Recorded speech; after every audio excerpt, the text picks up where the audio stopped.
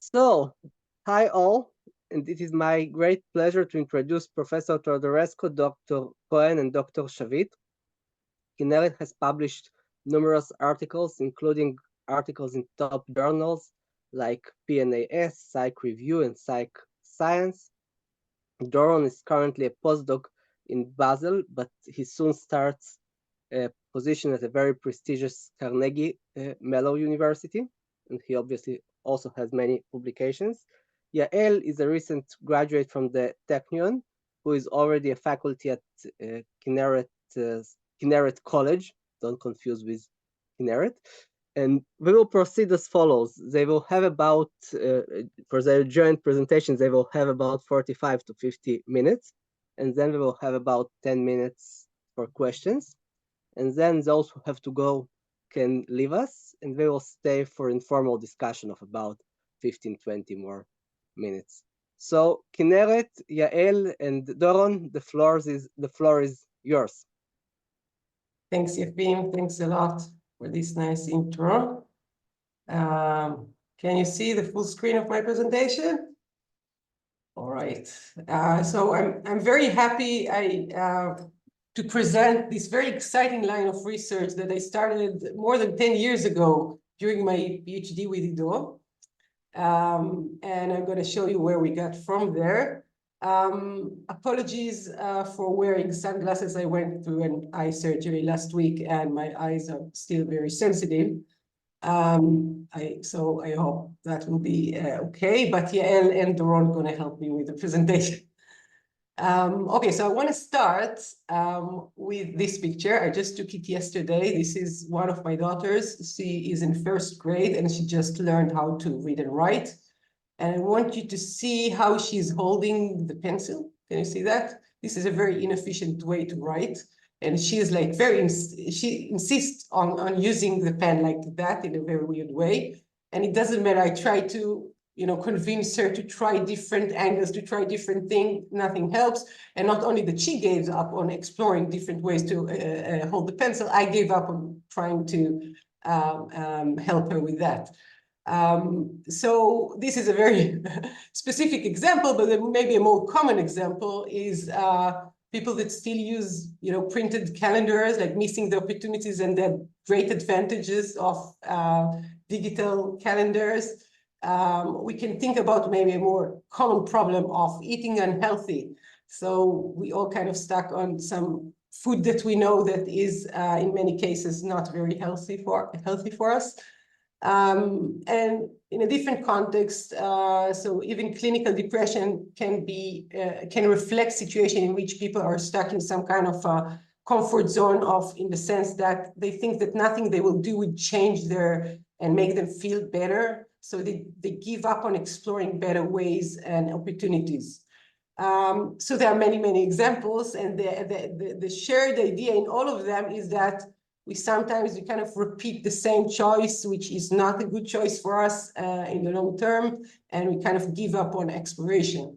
So this talk, we're going to explore this situation, and most important, I'm going to give you some background, and then Doron and Yael will present some recent studies in which we try to intervene. So we try to develop intervention that will kind of help people in this type of problems.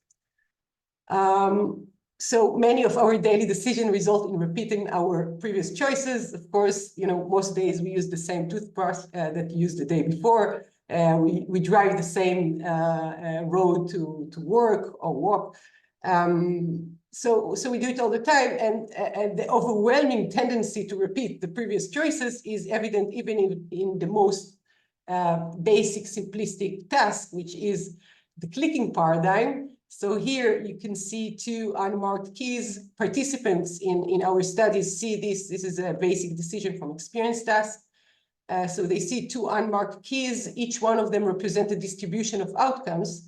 And there is one distribution that is better than the other, but participants do not know it in advance. So they need to press it and they get outcomes, and they need to understand which one is better so that they can get higher payment. What I want to show you here, this is from a study paper that I have with Nathaniel Ashby. And what you see here on the y-axis is choice inertia rate. So it's the tendency is the rate of repeating the previous choice. And what you can see is very high inertia rates. And what we did here, we had some condition in which we even had some switching costs. So if you switch to a different button, you need to pay some fine or some cost. And you see that even without any switching cost, inertia rates are really, really high. People tend to select the same button over and over. And when you have some switching cost, it's like almost 100%. But repeating the same thing doesn't mean that it's bad, right? So if you find the better key and you keep repeating it, that's a good thing.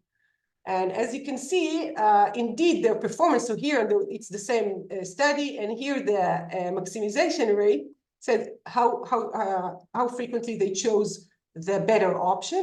So you can see that it's increasing, and you can see it's get to like 80, 90% of the time. The switching cost, so you still have like 20% of the people that are repeatedly selecting the worst option and not the better one, but most of the people get it, right?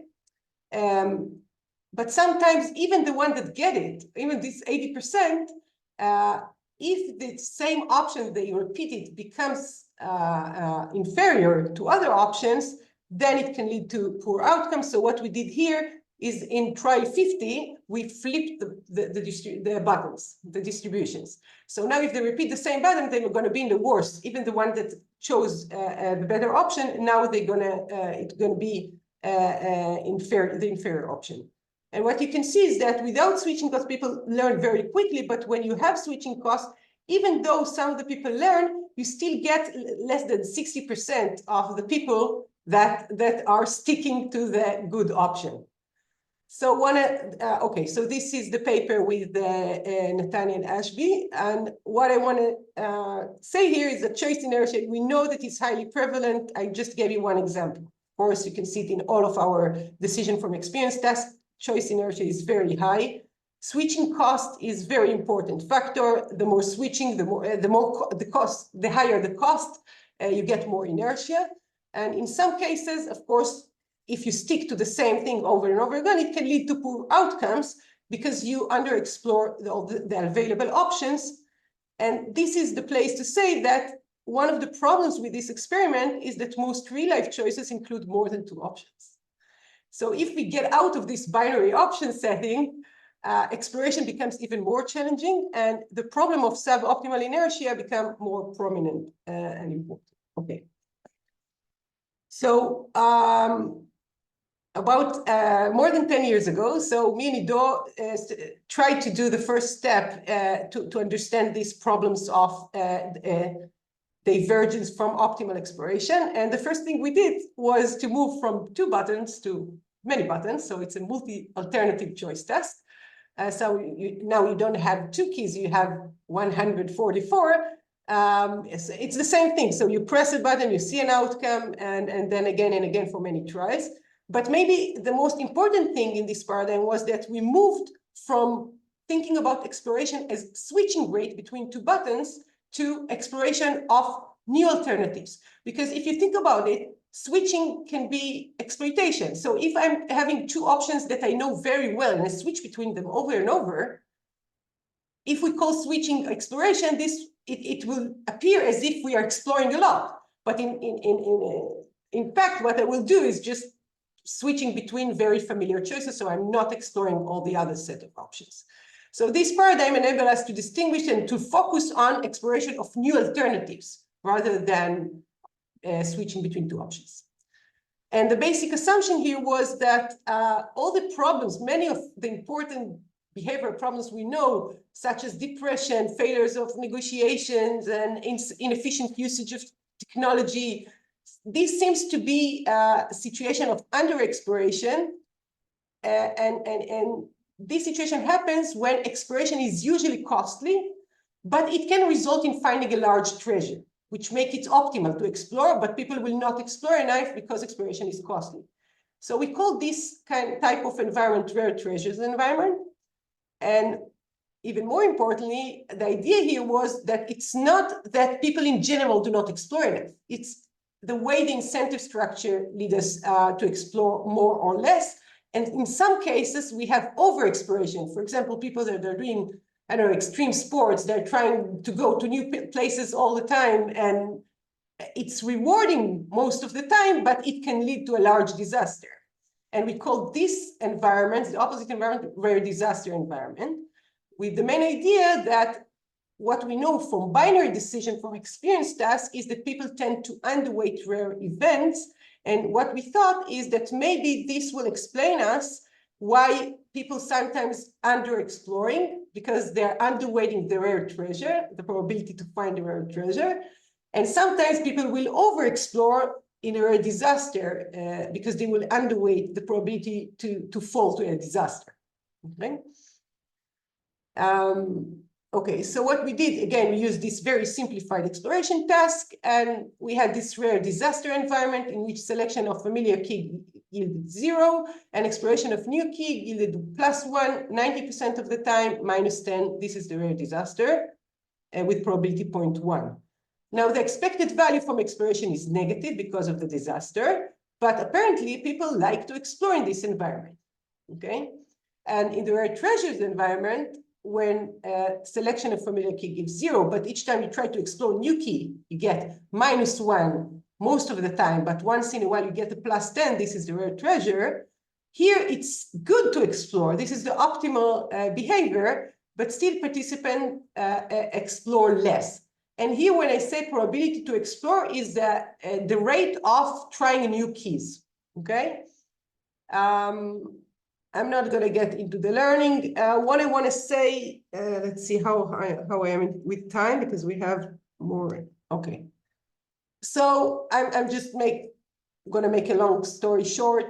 We had a model, a very simple model that was able to predict exploration rate in very different tasks and to explain even learned helplessness that was used to, people used to think about it as a problem of perceived uncontrollability. We showed that it's a measure of a rare treasures environment in which people do not explore enough. And okay, sorry, I'm going to skip that. So we have a simple model. If you want more information, I will give you later on. But we have a simple model that can predict exploration rates. This model assumes reliance on a small sample of past exploratory efforts, which means that what get into the small sample and makes you help you decide whether to explore or not is what happened most of the time with exploration. So if you have rare outcome, this will be underweighted and you will not explore enough when in rare treasure-like environment. So the good thing is that sometimes there are rare disasters, there are other environments. It's not that we are under-exploring all the time, but we do not explore enough in rare treasure environment. And the bad news is that rare treasure environments are very frequent in our daily life. So how can we foster exploration in rare treasures environment? What we're going to do now is that Doron is going to tell you about some problems that happens when we move from binary choice to multi-alternative task, and how we can try maybe to solve some of these problems by trying different interventions in the lab. Yael will then will tell you about how we took these insights from the lab to the field, and how we really try to make people eat healthier. And if we'll have time, so we'll go back to Doron, and we will show you a different type of intervention that also have some insights. All right. I'm going to stop my slides, Doron, so you can share yours. All right, can you see my slides? Yeah. Okay, so thanks, Inertia, and thank you for everyone for coming. So now I'm going to talk about an ongoing project together with Yael and Inertia that is currently under review, and it's titled "Don't Give Up: Financial Intervention Schemes and the Multiple Local Maxima Problem." So what's this about? Here we try to address a very general problem: how to make a learner try rather than give up. And a specific example is truancy, which is the intentional absence from compulsory education. Now, of course, there could be many reasons for truancy, but we want to focus on those that are under the control of the decision maker, where they reflect the choice to give up on the long-term benefit of education. And exactly as Kinneret just showed, we think about it as a kind of a multi-option exploration task, where first the decision maker decides whether they want to try and go to school or to avoid going to school and give up on this opportunity. And then each of these decisions entail another decision of which activity and which option to pursue. So for example, if I decide to avoid school, I can go to the beach or watch TV or play with my friends or do any kind of other activity that, as a kind of a shared, on average at least, you can expect it to be rewarding, at least in the short term.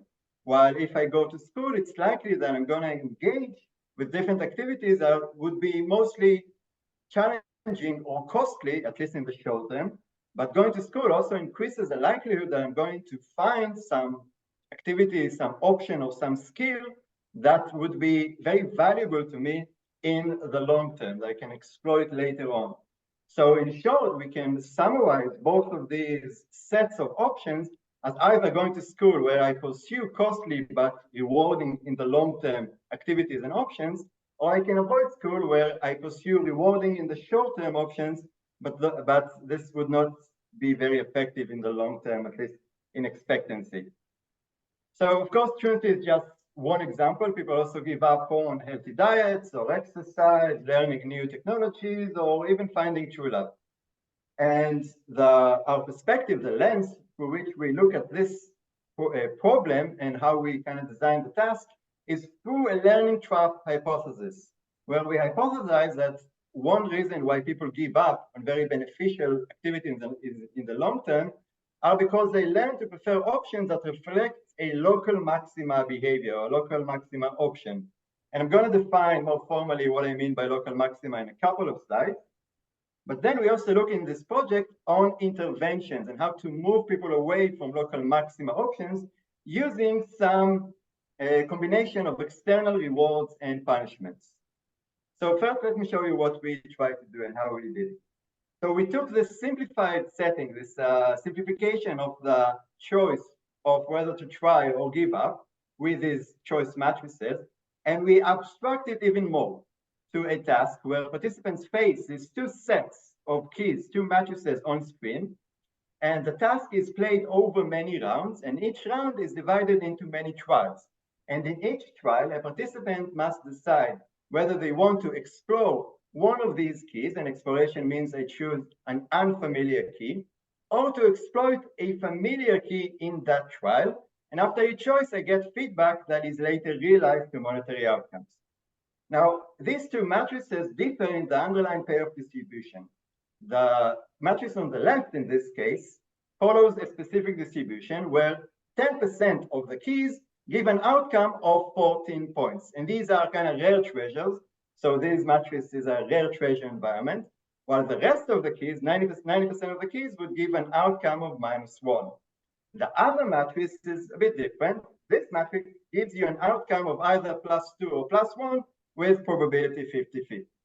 Now, this is how the participants saw it, just these unmarked keys. And if you press 1, you get this feedback as a numbered outcome. But the underlying pair of distributions, we call them by their name, either the try matrix or the give up matrix. For participants didn't see these titles. And we also impose some exploration costs. So every time you explore a new key, you have to pay some small penalty. Participants get no prior information. It's a decisions from experience task over many trials and rounds. And the keys reset after each round. So the pair of distribution remains the same, the likelihoods, but you have to keep on exploring after each new round. So what are these local maxima? So we define the local maxima as options that are better than the most immediate alternatives, but worse than the best alternatives available in the task, in this choice environment. And we had two local maxima defined in this game. The first local maxima, which we call the give up local maxima, are choices of the give up matrix, because these are better than the immediate alternatives in the try matrix, but are worse than the best alternative you can find and the best strategy you can employ. The best strategy, the optimal strategy, is to search through the try matrix until you find one of these +14 outcomes and then exploit it throughout the round. So that's the first local maxima. The second local maxima are what we call a try-local maxima, where you already decided you want to try, but then you can avoid the exploration costs by exploiting the same key over and over. So this makes this key now better than the immediate alternatives, but much worse than finding the 14 outcome, for example. So we have these two local maxima, and we also have a global maxima that I already mentioned, the optimal strategy to search through the try matrix until you find a good key and then exploit it throughout the round. So these are our three dependent variables, and I'm going to show you the rates of how much people choose give up options, how much people choose to exploit try options, bad try options, and how much people pursue this global maxima strategy. And I'm going to show you over the experiment we had. In total, we had 45 rounds.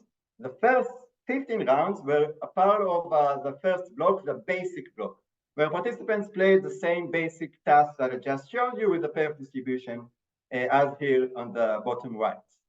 Then the next block were what we call the intervention block, where we impose some external rewards and punishments on some of the choices you can make within these matrices to test out different interventions and how they help or deter from the likelihood that people get stuck or not in local maxima options.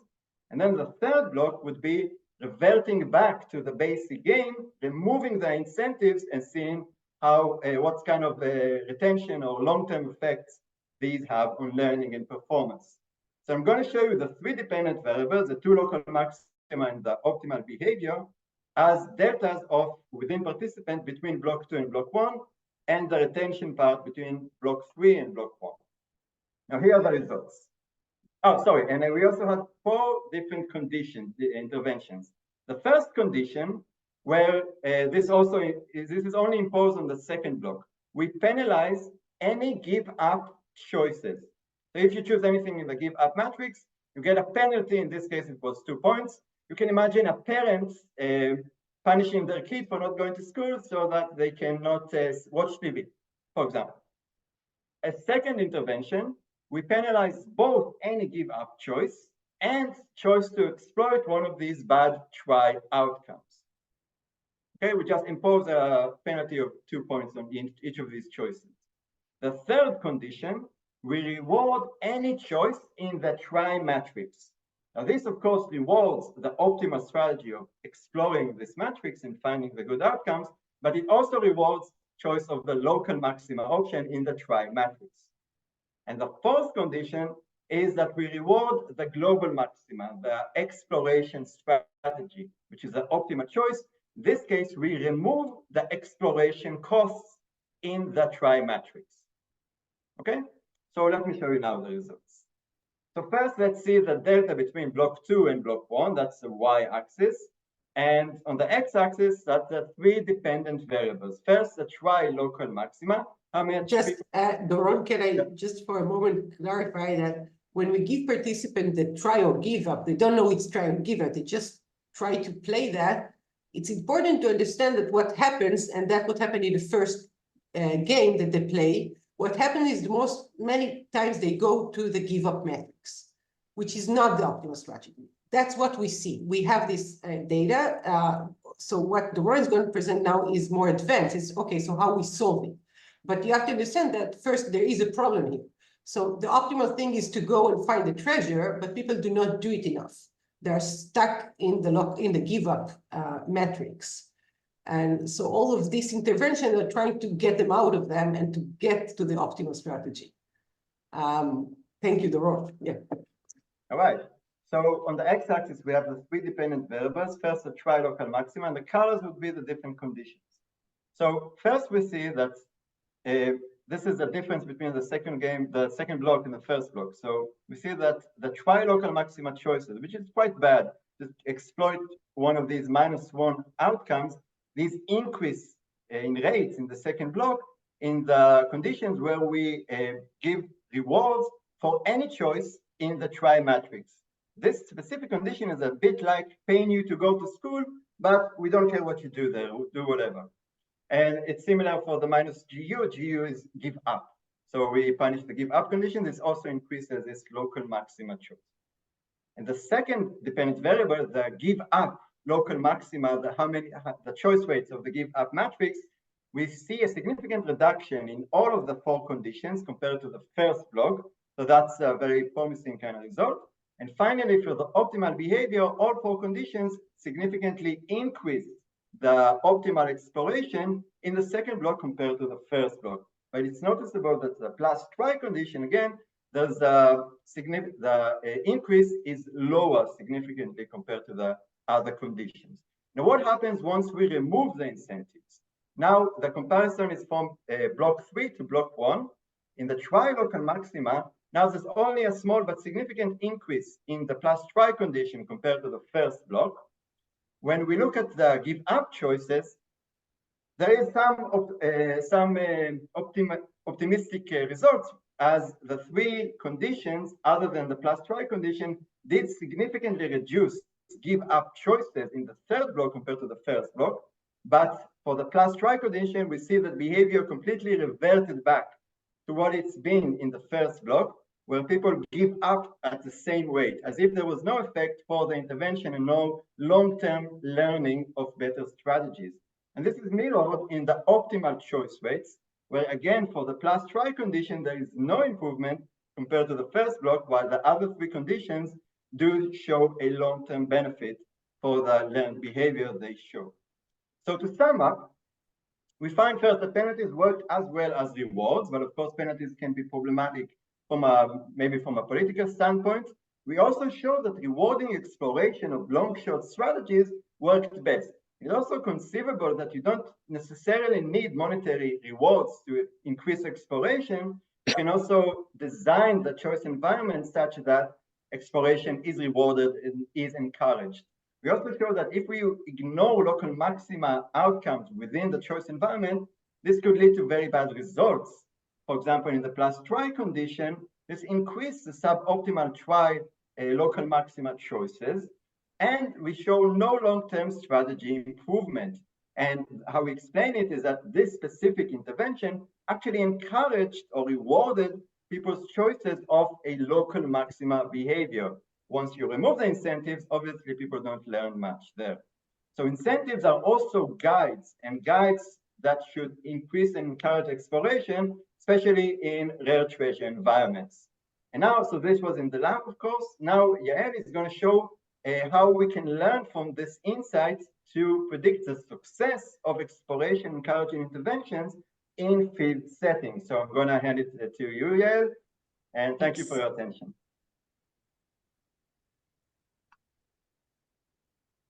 Just in the meantime, Ronnie asked, are they aware of reverting back to initial conditions? And the answer is that no.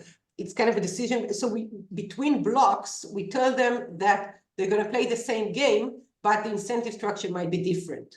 So we give them the same instruction. They don't know that they're going back to the same payoff structure. Again, this is a decision from experience. This is why they have so many tries for each game, and each game includes several rounds. And so we are referring here to the learning process of what happened while they learn the payoff structure. Thanks, Kenneth. Okay, so everyone's seen the presentation? Yeah, so Ronnie, we can discuss that later. Okay, so I'm going to present to you 2 field studies that really takes the own lab's results to the field, and how interventions that promote exploration can help sustain healthy behavioral change, and specifically going to talk about nutrition. So just in a few words, why is it so hard for people to maintain a healthy lifestyle? There are various reasons. First, unhealthy foods are considered more convenient, more easily to prepare. They are called fast food for a reason. Healthy foods are sometimes more costly than unhealthy alternatives, and some people don't have the knowledge of the risk of maintaining a healthy lifestyle, the benefits of maintaining a healthy lifestyle and the risk of choosing unhealthy options. Unhealthy foods, there is the unhealthy tasty intuition. If you're not familiar with it, it states that people perceive unhealthy foods as more tasty than healthy alternatives. And this also relates to the last bulletin, which is intertemporal choice. Intertemporal choice are trade-offs that people made. They need to make a decision between a small immediate gain or a larger gain, but they need to wait for it. It's delayed in the future. And it resembles many healthy choices that we need to make, because for lunch, we need to choose, do we prefer to eat the French fries or the green beans? If we choose the French fries, we choose a small immediate gain of taste. But if we choose the green beans, which might be perceived as less tasty, we choose the greater future benefit of positive health outcomes. And most of this research on interchangeable choices is based on hypothetical studies, and they use very large delays and very large rewards, and it could be tens of years for $50,000 and stuff like that. But it doesn't really resemble our everyday interchangeable choices that we need to make. And Kinneret, together with Yefim and I and Jerome Bosmeyer, we developed an experiential paradigm where people actually had to wait the delay to get the greater gain. And what we found that even it was very short durations of delays, even when they had to wait a very short amount of time for a greater gain, they did not want to wait. They exhibited very high rates of impatient behavior. And this can explain many of unhealthy choices that people make in their everyday life. And it also relates to what we were talking about for treasures, because the aim of this encouraging exploration and helping people find these rare treasures is helping them find something that is healthy, but also give them an immediate gain, immediate benefit. And this is what we try to do in both of our studies. I'll start with our first field study, which was a collaboration with myself, Kinneret, and Yefim. And we wanted to increase the consumption of freshly salads, vegetable salads. And the procedure lasted for 3 weeks. It was a 3-week intervention, and people needed to eat 14 salads over this period of 3 weeks. How did we know they ate the salad? They took a selfie of themselves with the salad. You can see here an example. It's in Hebrew because it was conducted in Israel. So they took the selfie of themselves with the salad. They specified the ingredients that were in the salad and whether it's a entirely new salad they have never tried in their life, or is it a familiar salad. This was a group allocation. This is how we encourage their exploration. So first, our control group, they received a fixed amount of money for completing the intervention. And this is like common interventions. It's like the plus try intervention that Doron showed you. They received the fixed amount of money for completing the intervention. This means that the participants can eat 14 identical salads and receive the full amount. And participants who wanted to encourage their exploration, we gave them a fixed amount for completing the intervention, but we also gave them additional $250 bonuses for every different salad they tried. So if they diverse their salads, if they eat different salads every day, they can earn much more. And this is how we encourage them to explore different types of salads. So the first question we asked, was this manipulation actually effective in encouraging these participants to try and explore salads? And it's the orange group, the incentivized exploration group. And the first thing that we see is that this group did diverse their salads. They sent us different types of salads, significantly more than the control group. But different doesn't necessarily mean new. It can be different familiar salads. But what we also found is that these different salads were also they reported eating more entirely new salads. This means salads they have never tried before, going on Google looking for recipes. So they diverse their salads more, and they tried more salads they have not known before the intervention. So we did increase their exploration. Now the question is, was this exploration was also effective in helping them finding these rare treasures? And what we see here, this is the control group. And we see that control group like similar, because there are many incentive-based interventions to promote healthy behaviors.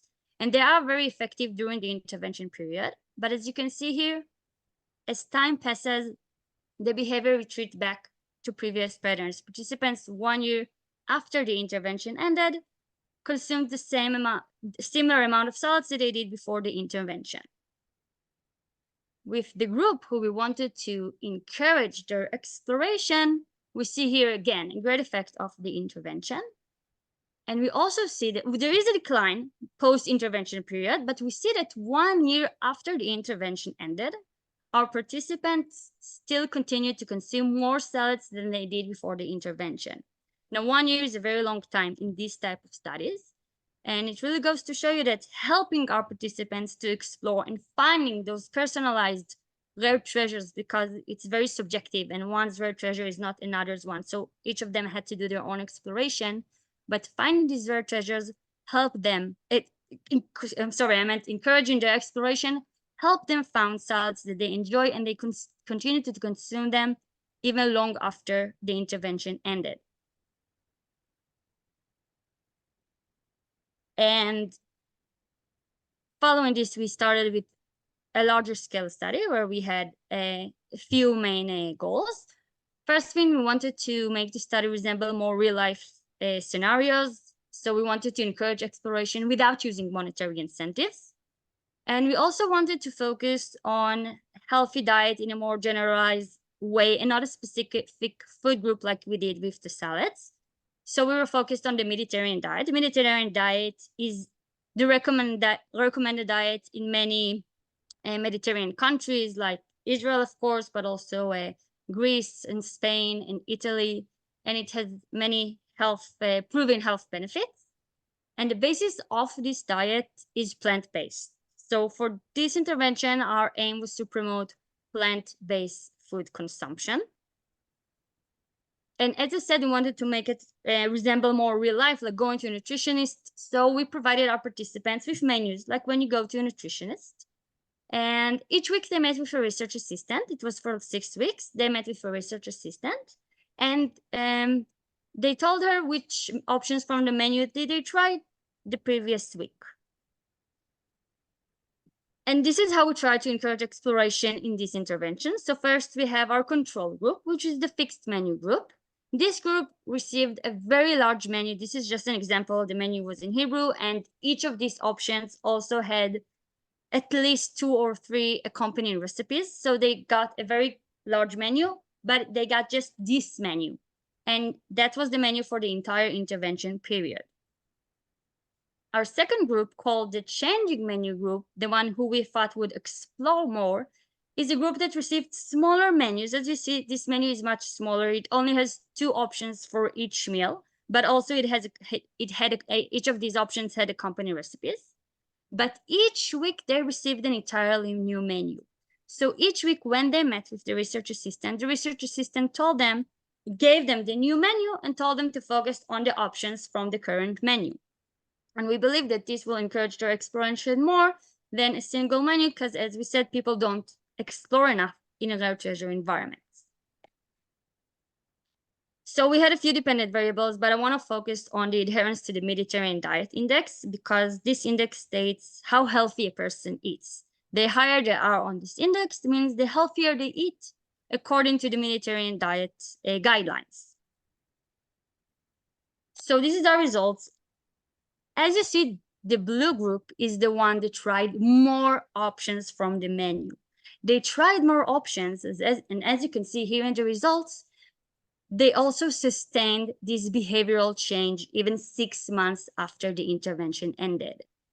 They ate healthier 6 months after the intervention ended, and this is in comparison to the green group, who tried less options from the menu, diverse their options less. So our theoretical background remains. The more you try, the more you diverse, there are more chances you will continue and sustain your healthy behavior and healthy choice in the long run.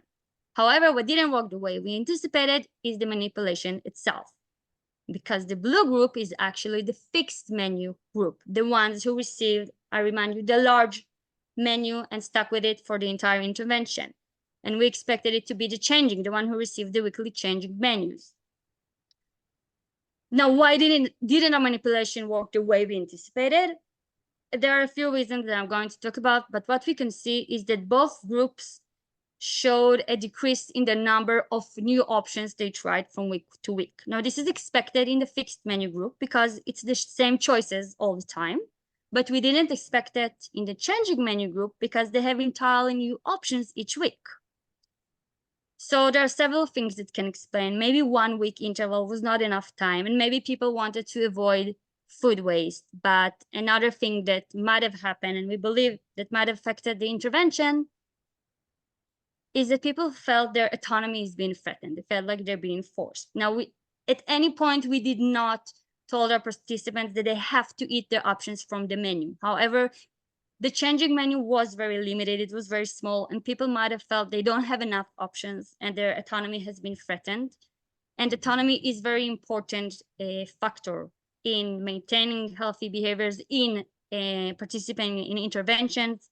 And it could be one of the things that affected the participants in the changing menu group.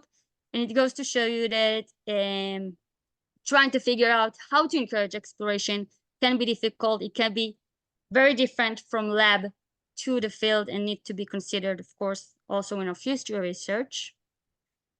But still in this study, we found evidence for the exploration and how exploration can improve performance, because in both interventions, the group who diversed and explored more this rare treasure environment of healthy foods found more rare treasures and continued to eat healthy even long after the intervention ended.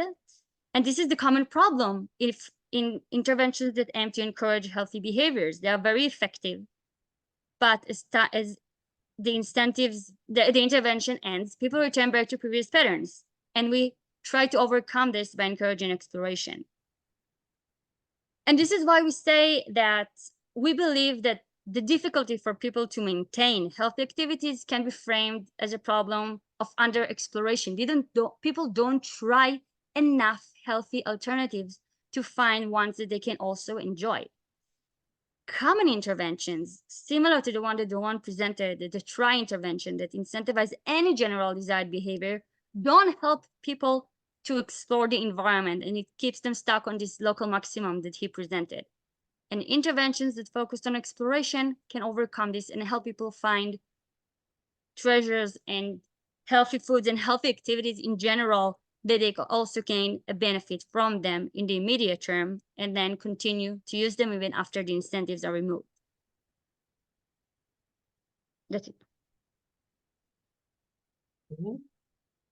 Yefim, do we have 6 more minutes?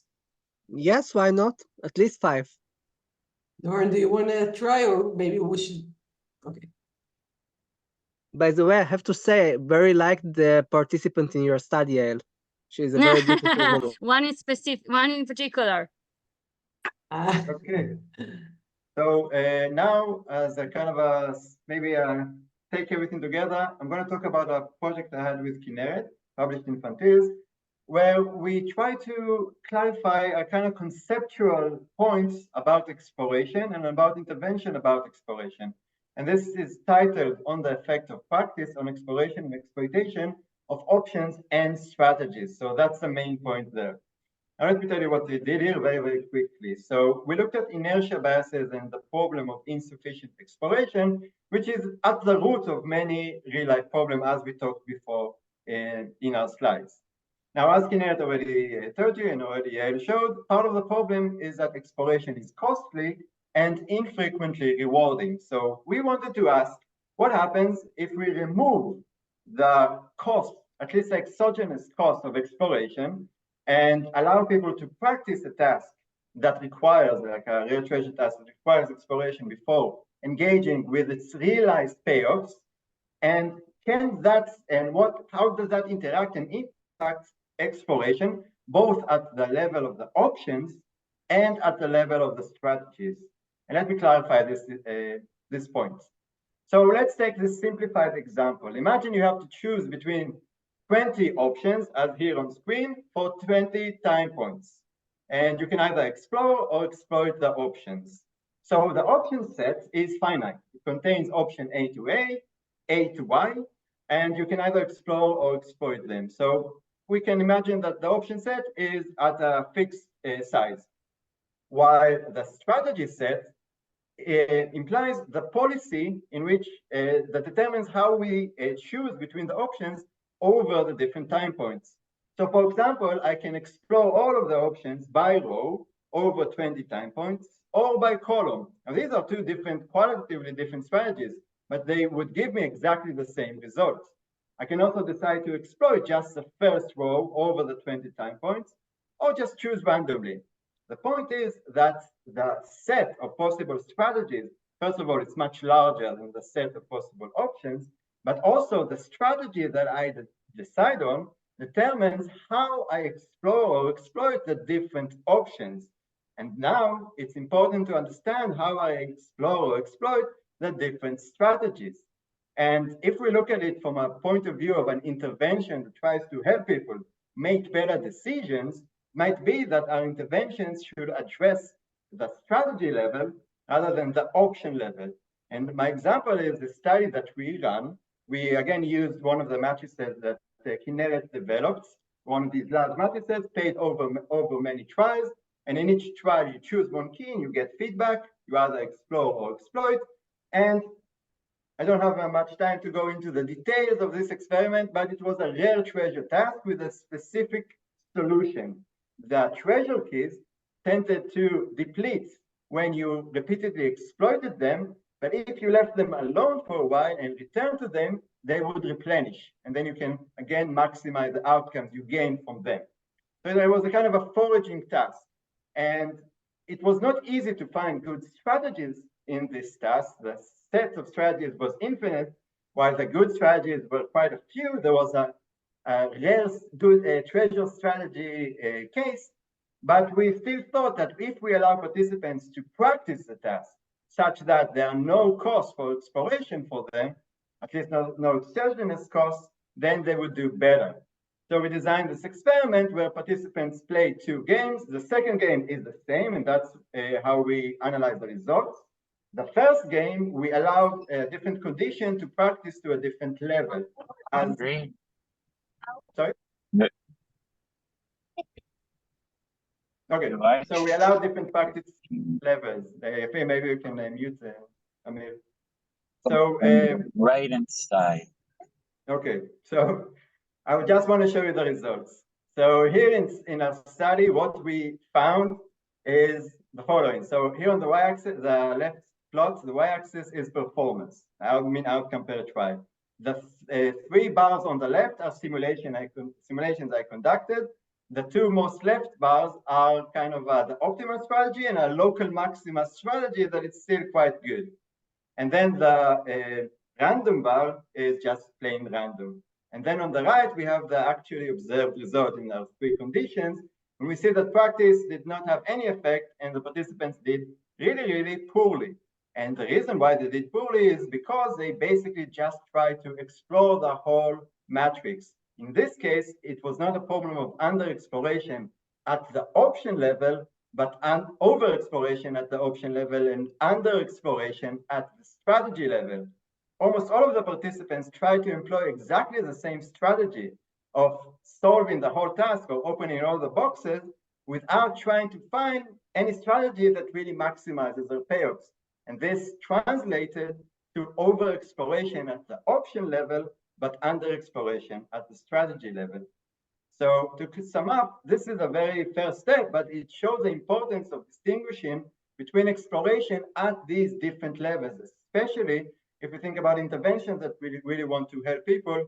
We might want to address the strategy level and not the option level, because that might just get us stuck with bad results overall. All right. Thanks, Doron. What I'm going to do now is I just want to summarize everything so that so we saw that suboptimal, because we switch many speakers and everything, might be difficult to follow.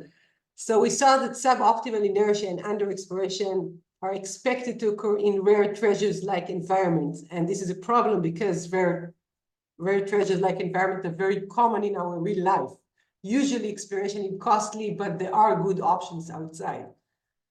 And if we want to develop efficient intervention, we should focus on increasing the rewards from exploration, which is not what most common interventions are doing, right? So you pay people to go to the gym, but they go to the gym to the same thing that they know and they stick to it, and then you are not paying them anymore, so they don't go anymore. So we are talking about something that can help, the intervention can help you discover exploration, to explore and discover good things for you that you're gonna use yourself in the future without us needing to tell you to do that or to pay to do that. Okay, so if you increase reward for exploration, you can avoid the second order local maximum. This is what Doron was talking about. And as Yael mentioned, it takes individual differences into account in the sense that I don't need to decide what is a treasure. Each one of the participants can find his own treasure. Something that is tasty for me or something that I like to do, like physical activity, is not the same thing as someone else. And the nice thing is that because it's individual, so you only encourage exploration, but individuals find their treasures, and this what promotes or can promote a long-lasting behavioral change. The important insights when you design interventions, so we saw the first thing is autonomy. So it's very important to incentivize rather than to force. When people feel that they are forced, like my daughter, for example, so she decided she's doing homework with dad and not with me because I'm trying to make her explore different ways. Okay, so we don't want to force her, but you can incentivize. This is what I'm working on now. So now, if you will do that, you will get that. So kind of not forcing her, and it started to get better. Let's see about that. We'll give you some updates. And the last thing is that you need to understand that if you encourage people to explore options, but what they do basically is they explore all options because this is like the default strategy. They are stuck in the default strategy. So you need to change strategy and not to, so this can backfire in the sense that remember that it's also important to think about the strategy level. And that's the last point, which I suggest to look at the paper in which we have one more study that clarifies that. So I think we are now open for discussions. For those who are interested, this is the references for this presentation. So I can keep it here, but I will be very happy to hear what you say. And Ronnie, we can also answer your question. I saw that you had another one during. So thank you, Kinneret, Doron, and Yael. And now we open the floor for the questions.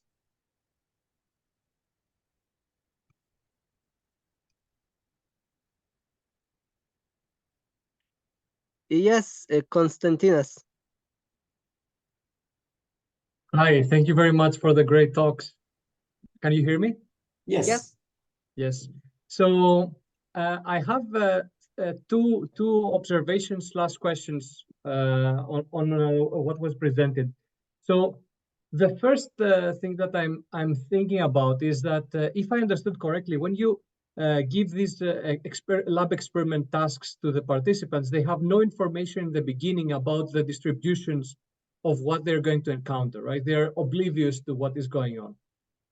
So they have no priors about the distribution. And I think this is an important kind of concern in terms of trying to connect with reality, what is happening, because we normally have an idea, which could be noisy, could be biased, but we have an idea of the distribution, right?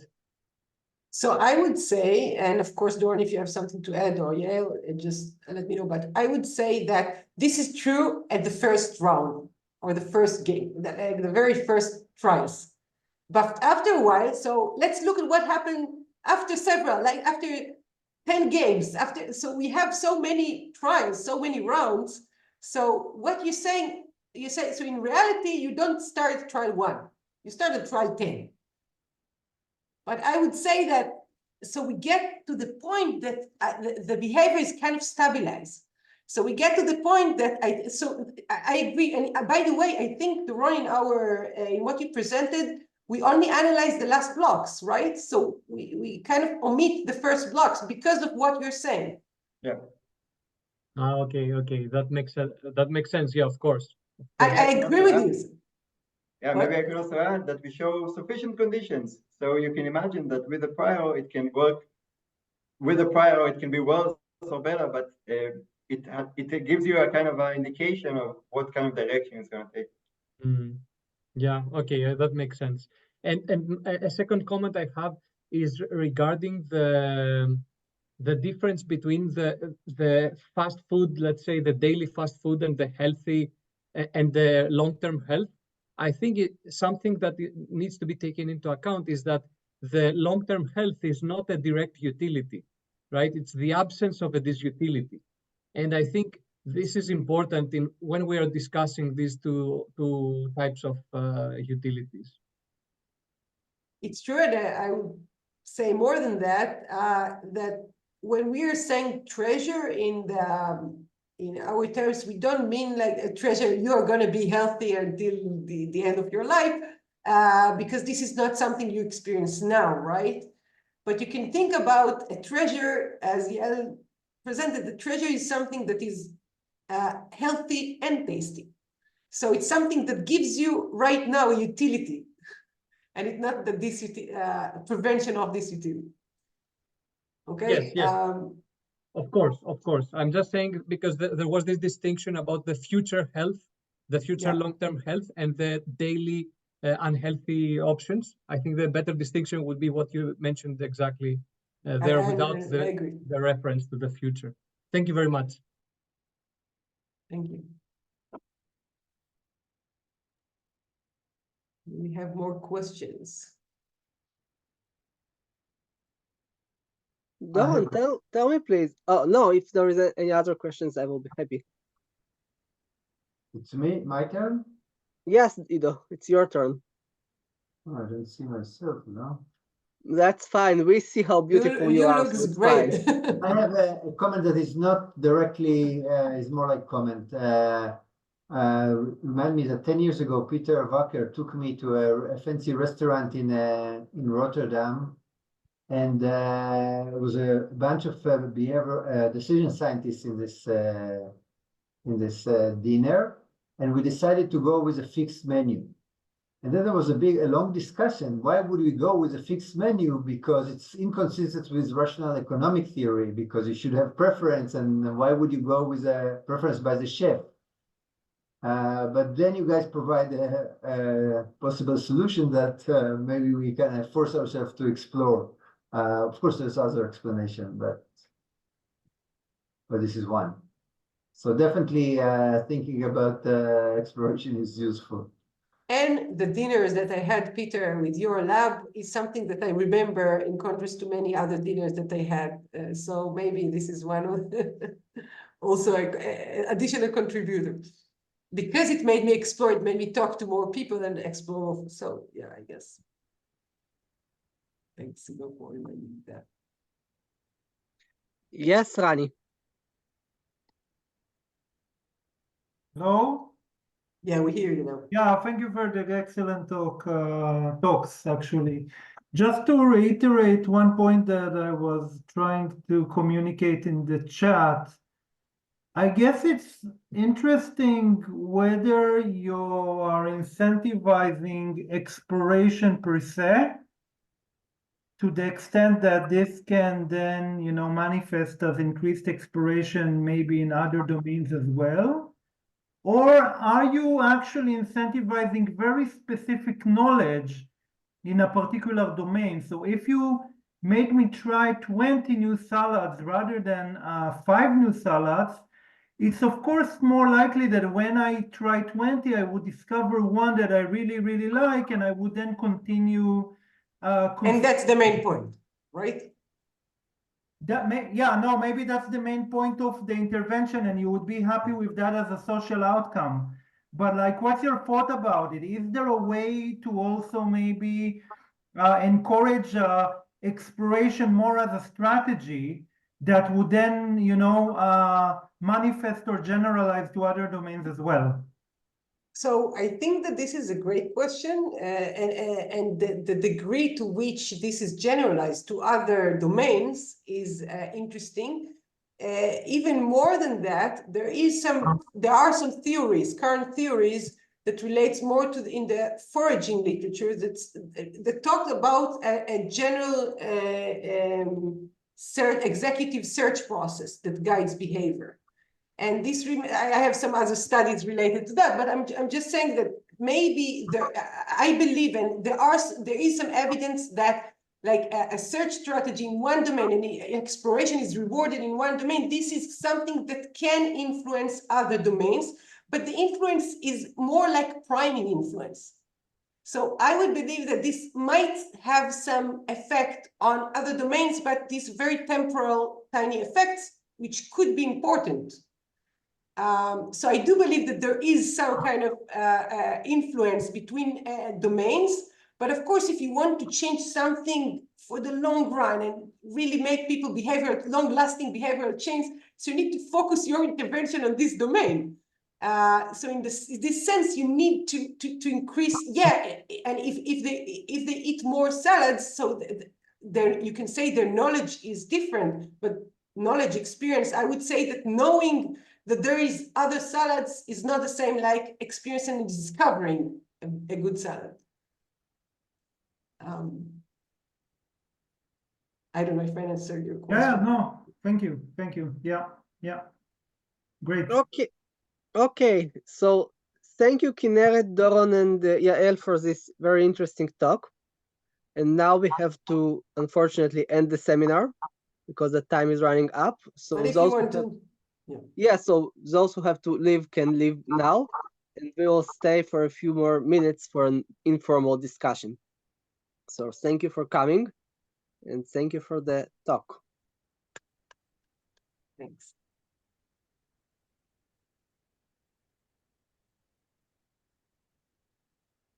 Doron, in the second part, when you talked about the two matrices, until what point is it optimal to explore? Because I assume if I'm in the last trial, it's not optimal for me to explore. I have to exploit whatever I found, right? That's the first project I show, right? Yeah. So actually, I didn't go into it because for lack of time, but the optimal strategy is actually to stop. If you haven't found a treasure by a specific trial, namely trial number 9, you should stop exploration and go and exploit whatever you can find in the give up matrix. That's what you observed. That's true. But I didn't want to go into that detail. Yeah, sure. Yeah, and we analyze only the trials in which the optimal strategy is. What I show takes that into account. So we remove these trials. You did very well in not, being clear. So simplifying was successful. This was really good job. The three of you did well. Now we are waiting. I learned from you, Ido. You are very good at simplifying things, so they try to imitate you. Yona, yeah, go ahead. Thank you very much for this very interesting group of talks. I'm curious about one thing, and I know you didn't, maybe Doron, have enough time to go into it, about the last paper on the kind of strategies versus options. So if I understood correctly, you had a second study where you incentivized exploring strategies by limiting options. Yeah. Can you tell me a little bit more about that? I'm quite curious about the dynamics. I think you can maybe share your screen and maybe you have some slides on that, and to be maybe. Yeah, the slides themselves are simplified, so not the most informative, but I can talk about it surely. So basically, thank you for. I know we're over time, but I found that I especially found that study very interesting. I'm happy you asked. Jamil, Michelle, just share my screen. Yeah. Show some of all the slides you worked on, probably. Yeah. So in study 1, practice was basically do whatever you want, but you're not going to get paid for it, but you're also not going to pay the cost. Yeah. So it was kind of free practice, do whatever. And then in study 2, what we saw that people don't try anything new, even when they do the practice, and it has no effect. So we said, okay, what if we constrain, when they practice, we constrain their choices to a subset of the options. So instead of having this infinite space of possible strategies, you can only have a more finite space of strategies. The specific rule that we use is that every 5 practice trials, so you have 5 practice trials of do whatever, maybe it was 10 trials, do whatever, and then 5 practice trials where you can only exploit those keys you already explored. Okay. And then again, 10 free, and then 5 constrained. And this doubled the choice rate, the performance, so they did much better. but still much lower than the optimal strategy. So I mean, yeah. What do you think happened there? I have an idea about it, but I'm curious what you think happened. What? Yeah. In general, you mean? I mean, what made that switch? What made it so that, I mean, in a way you limit the choices, but you've also, in my mind, kind of primed them to think of a strategy. I mean, Exactly. at the beginning, they So- could just be clicking, right? But what you did was almost nudge them to say, you need to think about this. Exactly. And maybe that is, yeah, that's Yeah. kind of, that's what you expect has happened. I think our explanation said we did here two things. One is reducing the opportunity cost of trying different strategies. Yeah. So it's really costly when you think about this huge space. Infinite, yeah. And also, once you constrain them to this specific subset, they have the opportunity to see, to actually try and see that, yeah, this works and this is good, and I can exploit these outcomes, and or they grow back. So that's our explanation. Yeah, very interesting. Thank you for that. Cool. Thanks for asking.